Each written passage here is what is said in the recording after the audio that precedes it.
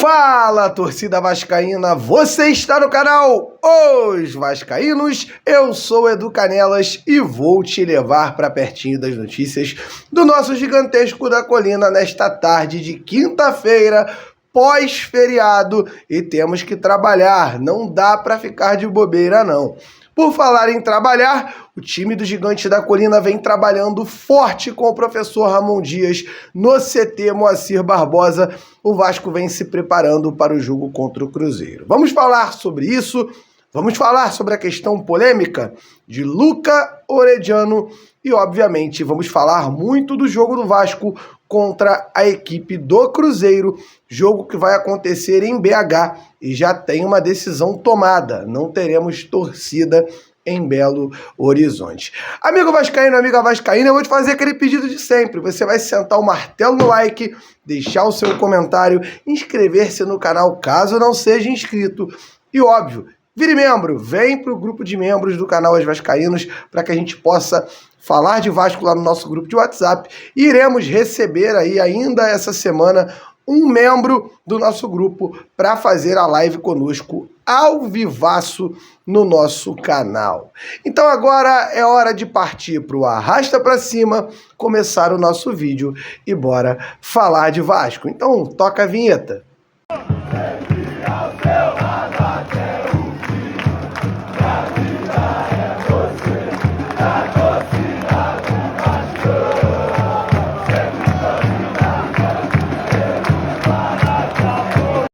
Hoje, às 9h30 da noite, você vascaíno, você vascaína, nós todos vascaínos, teremos a obrigação de secar o Chile de Guerry Medel para que a partida fique bem difícil e para que Guerry Medel seja logo suspenso, tome esse cartão amarelo para que possa estar em campo na quarta-feira que vem, no jogo entre Vasco e Cruzeiro, partida decisiva que vai ocorrer no Mineirão. Guerry Medel está suspenso, aliás, está pendurado pelo número de cartões amarelos com a camisa da equipe chilena, na qual ele é o capitão do time, é um dos jogadores mais lendários da história da La Roja, que é a seleção chilena. E hoje, se ele tomar o cartão amarelo, o Guerry Medel vai ficar suspenso e vai ser liberado pela seleção para vir ao Brasil, para jogar, aliás, para treinar e para jogar pelo Vasco da Gama. O próximo jogo da seleção equatoriana, aliás, da seleção chilena, é contra o Equador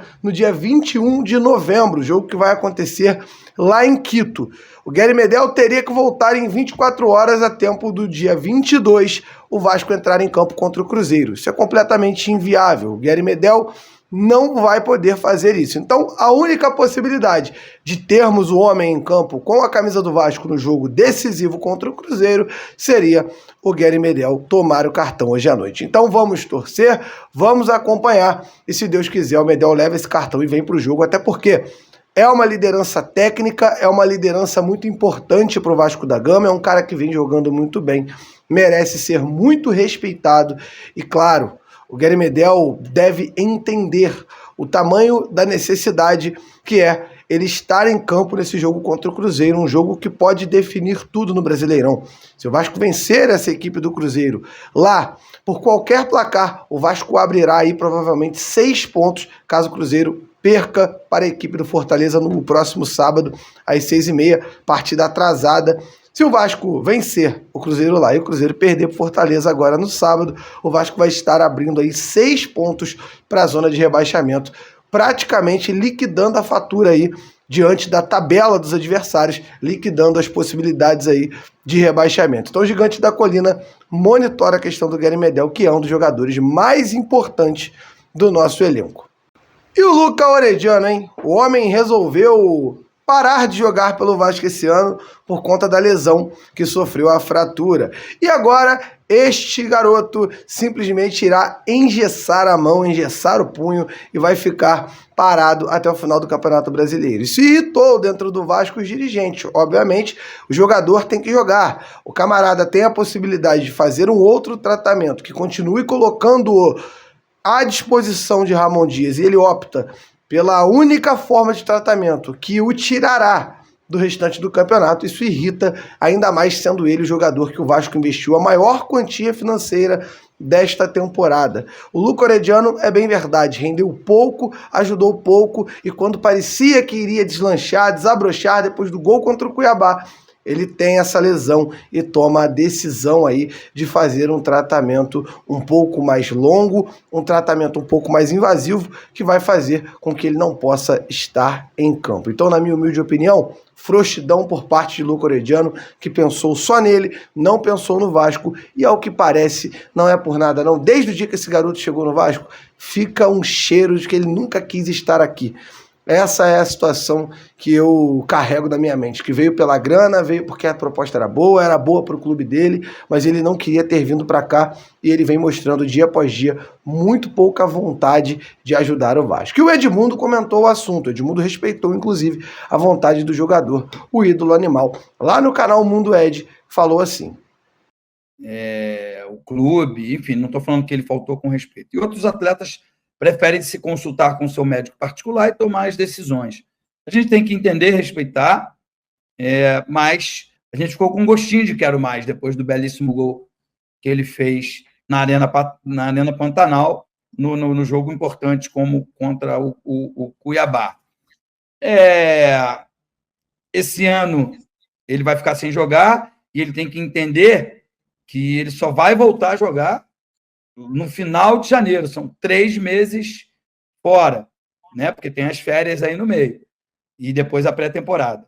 Então, assim, isso acho que deveria ter sido levado em consideração. Porque perder ritmo de jogo, perder forma física, isso vai acontecer, né?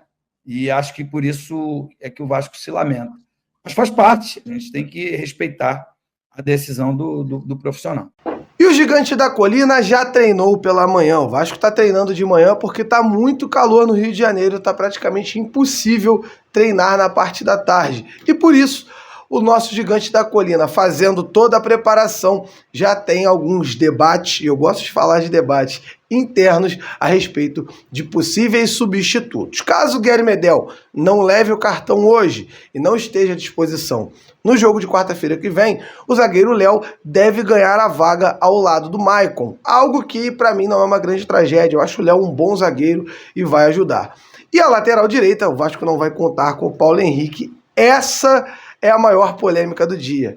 Você iria de Puma ou você iria de Miranda na lateral direita, ou quem sabe promover a volta do Gabriel Dias, que a gente sabe é uma incógnita a respeito da questão clínica deste jogador, que voltou depois de um ano parado, se lesionou de novo, até agora voltou, não vem sendo aproveitado, e a gente fica de olho para saber se ele tem condições de ser titular. Qual seria a sua opinião ou a sua opção a respeito disso? E o Cruzeiro está em Itu. O Cruzeiro, que já sabe internamente que não terá torcida no jogo contra o Vasco no Mineirão, está em Itu fazendo um período de treinamentos. O Cruzeiro viaja para Fortaleza, onde enfrentará a equipe local às 18h30 no sábado, em partida atrasada. Partida essa que, caso o Cruzeiro vença, o Cruzeiro pode empatar em número de pontos com o Vasco, o que não é bom.